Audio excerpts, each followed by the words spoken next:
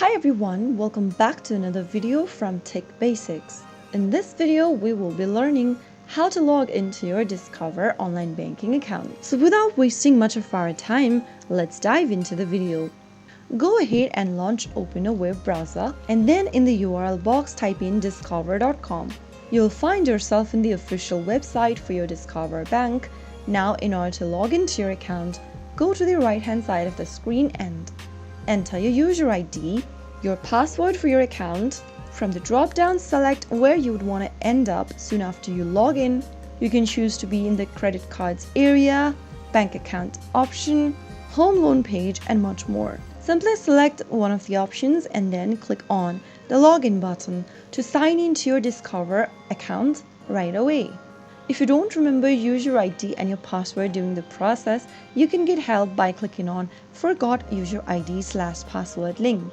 After you have your correct credentials and you click Login, you should be able to land in the main home page of Discover Bank.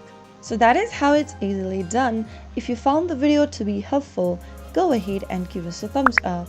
Don't forget to subscribe to our channel by hitting the subscribe button. Press on the bell icon so that you'll never miss another upcoming upload from us.